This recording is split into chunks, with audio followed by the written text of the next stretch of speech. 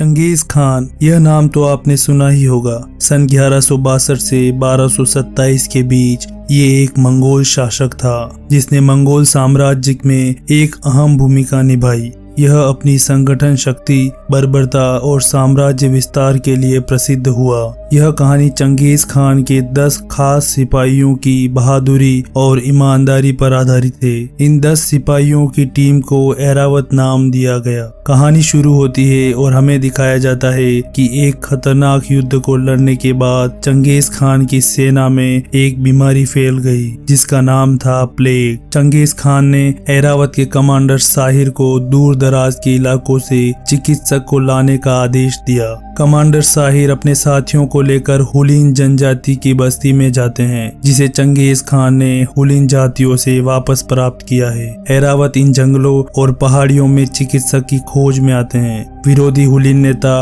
अभी तक इस जंगल में सक्रिय है, इसलिए इन्हें सावधान रहने की आवश्यकता है। ये सभी एक उजड़े हुए झोपड़े के पास आते हैं जिसे किसी ने जलाकर उजाड़ दिया है। ये यहाँ से आगे बढ़ जाते हैं, लेकिन जाते हुए कमांडर साहिर के बेटे हैकर को एक बच्चे के रोने की आवाज सुनाई देती है। तभी सीन बदलता है और दिखाया जाता है कि कुछ घुड़सवार उस उजड़े हुए झोपड़े के पास आते हैं। ये है हुलिन जाति का नेता हुकुमतर का बेटा हरखोर। उसे लगता है कि चंगेज खान के सिपाहियों ने उसके ससुराल को उजाड़कर उसकी पत्नी को मार दिया और उसके बच्चे को ले गए। ये अपने सिपाहियों को बच्चे को खोजने का आदेश देता है। दूसरी तरफ कमांडर साहिर का बेटा उस बच्चे को लेकर कैंप में आ जाता है। यहाँ ये सभी रात बिताने के लिए ठहरते हैं। वो बच्चे को संभालने का काम एक सिपाही को देते हैं जो सभी के खाने की व्यवस्था भी करता है। इसका नाम है उजीम। अगली सुबह वो सभी फिर से चिकित्सक की खोज में निकल जाते हैं।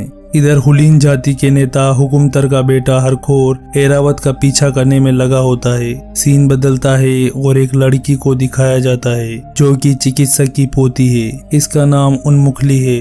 वो अपनी पोती उन्मुखली को जड़ी बूटियों के बारे में जानकारी दे रहा होता है। हुलिन जाति का नेता हुकुमतर चंगेज खान से हार के बाद बीमार पड़ गया और वो भी चिकित्सक की खोज में होता है। एरावत के 2 सिपाही भोजन और पानी की तलाश में निकलते हैं। उजिम पानी की तलाश में दूसरे सिपाही शिरजीसान से अलग हो जाता है। शिरजीसान भोजन की तलाश में जाता है। तभी उसे हुकुमतर का बेटा हरखोर और उसके सिपाही दिखाई देते हैं। वो छिपने के लिए चट्टान के पीछे आ जाता है। वहीं चिकित्सक की पोती उन्मुखली छिपी होती है। वो दोनों सिपाहियों से बचकर वहीं छिप जाते हैं। सिपाहियों के जाते ही उन्मुखली चली जाती है। दूसरी तरफ कमांडर साहिर को कुछ हलचल महसूस होती है और उन्हें लगता है कि कोई उनका पीछा कर रहा है। वो सभी आपस में बात करते हैं कि शायद कोई बच्चे की वजह से हमारा पीछा कर रहा है। इधर उजीम को हरखोर के सैनिक दिखाई देते हैं। वो पानी में छिप जाता है और वो देखता है कि हुकुमतर का एक गुलाम भूखा हरखोर से आकर मिलता है और कहता है कि एरावत के लोग हमें नहीं मिले। उजिम भागकर कैंप तक आ जाता है और कमांडर साहिर को बताता है कि हमारा यहाँ रहना खतरे से खाली नहीं है।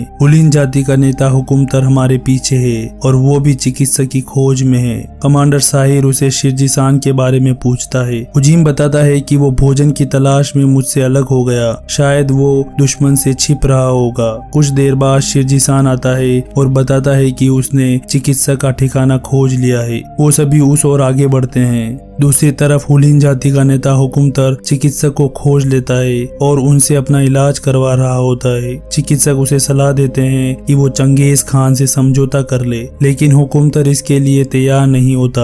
हरखोर अपने बेटे को बचाने और पत्नी की मौत का बदला लेने के लिए निरंतर एरावत की खोज में लगा होता है। इधर एरावत छिपते हुए चिकित्सक के ठिकाने के नजदीक पहुंच जाते हैं, लेकिन हरखोर और भूखा यहाँ आ जाते हैं। हरखोर अपने पिता हुकुमतर को समझाता है कि उनकी तबीयत सही नहीं है, इसलिए उन्हें चिकित्सक को लेकर सुरक्षित जगह चले जाना चाहिए। हुकुमतर अपने बेटे से कहता है कि हम जल्द ही यहाँ से निकल जाएंगे, तुम उनकी खोज जारी रखो। हरखोर उन्हें खोजने निकल जाता है।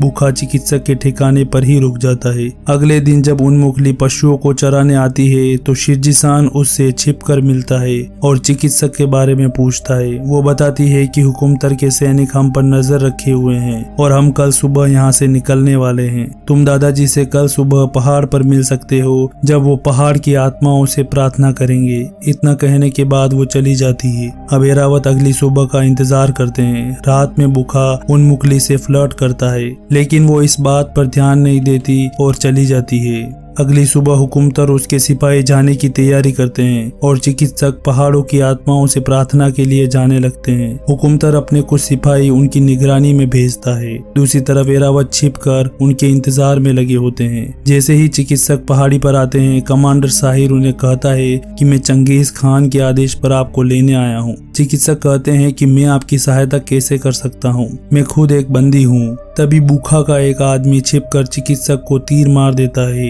ये देख एरावत के सिपाही सामने आ जाते हैं और हुकुमतर के सिपाहियों से भिड़ जाते हैं। चिकित्सक मरने से पहले कमांडर साहिर से उन मुखली को हुकुमतर के कब्जे से छुड़ाने का वादा ले लेता है। अब वो सभी यहाँ से निकल जाते हैं। कुछ देर बाद बुखा अपने सिपाहियों के साथ आता है और चिकित्सक को मरा देख हुकुमतर के पास आकर उन्हें सूचना देता है कि एरावत के सिपाही शेरजीसान ने चिकित्सक को मार दिया है, जबकि ये सब बुखा ने किया होता है। उन मुखली बहुत दुखी होती है और अपने दादाजी की लाश के पास आकर विलाप करती है। दूसरी तरफ लड़ाई में जख्मी होने के कारण एरावत का एक सिपाही नाचीन शहीद हो जाता है, जो कि उजीम के पिता हैं। अब सभी उन्हें अंतिम विदाई देते हैं और आगे बढ़ते हैं। रात में वो एक जगह विश्राम करते हैं। एरावत के सिपाहियों में बहस होने लगती है कि उन मुखली को बचाया जाए या चिकित्सक को नहीं बचा पाने के कारण चंगेज खान के पास जाकर माफी मांगी जाए। कमांडर उनसे कहते हैं कि चिकित्सक से वादा मैंने किया है तो मैं ही पूरा करूंगा।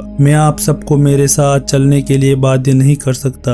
अगली सुबह कमांडर अकेले ही उन मुखली को बचाने जाने लगते हैं, लेकिन तभी सारे सिपाही तैयार होकर आ जाते हैं और कहते हैं कि हम आपके प्रति वफादार हैं कमांडर, हम आपको अकेले नहीं जाने दे सकते। हम एरावत हैं और जिंदा या मुर्दा हमेशा ही साथ रहेंगे। अब वो सभी निकल जाते हैं। कुछ आगे जाने के बाद हरखोर और बुखा अपने सिपाहियों के साथ एरावत को घेर लेते हैं और दोनों तरफ से सिपाही भिड़ जाते हैं। कुछ लड़ने के बाद एरावत को भागना पड़ता है, क्योंकि वो सिर्फ 10 सिपाही थे और हरखोर के सिपाहियों की संख्या बहुत ज्यादा है। हरखोर उनका पीछा करता है। घोड़े के तीर लगने के कारण उजीम बच्चे के साथ नीचे गिर जाता है और दुश्मनों से लड़ने लगता है। वो चारों तरफ से गिर जाता है और पीठ पर तलवार लगने से बच्चा नीचे गिर जाता है। हरखोर अपने बच्चे को नीचे गिरा देख उसे बचाने के लिए आगे बढ़ता है, लेकिन बुखा उस पर हमला करके उसे बेहोश कर देता है और हरखोर के बच्चे को मारने के लिए तीर चलाता है, लेकिन उजीम बच्चे के सामने आकर उसे बचा लेता है।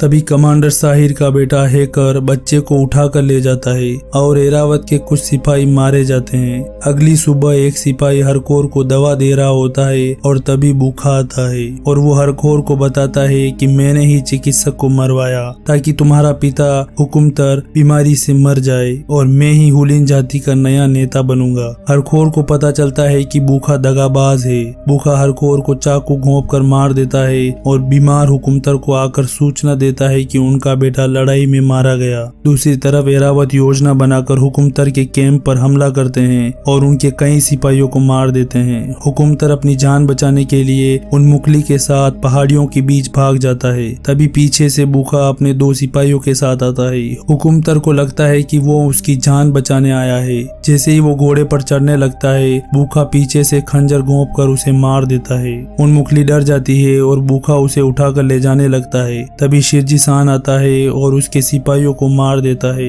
बुखा उन मुखली को ढाल बनाने लगता है। शेरजीसान अपने तीर कमान नीचे रख देता है और खंजर निकाल लेता है। बुखा भी उन मुखली को एक तरफ धकेल कर खंजर निकाल लेता है। दोनों आमने सामने भिड़ जाते हैं और दोनों में एक खतरनाक फाइट होती है और अंत में शेरजीसान बुखा को मार देता है। उन मुखली तीर कमान से शेरजीसान को मारने लगती है, क्योंकि उसे लगता है कि उसके दादाजी को शेरजीसान ने मारा है। लेकिन शेरजीसान उसे कहता है कि अगर मैंने तुम्हारे दादाजी को मारा होता तो क्या मैं तुम्हारी जान बचाता। उन मुखली सोचने लगती है और तीर कमान नीचे कर देती है। दूसरी तरफ एरावत के बाकी सिपाही दुश्मनों से लड़ रहे होते हैं। लड़ाई में कमांडर साहिर के बेटे हैकर को भाला लग जाता है और वो शहीद हो जाता है। कमांडर साहिर उसकी बॉडी को अंतिम सलाम देते हैं और अपनी मंजिल यानी कि चंगेज खान के पास आने के लिए निकल जाते हैं। कुछ समय बाद वो अपने राजा चंगेज खान के पास आ जाते हैं और उनके द्वारा दिए गए आदेश को पूरा ना करने के कारण पश्चाताप करते हैं और कहते हैं कि मैं चिकित्सक को नहीं बचा पाया,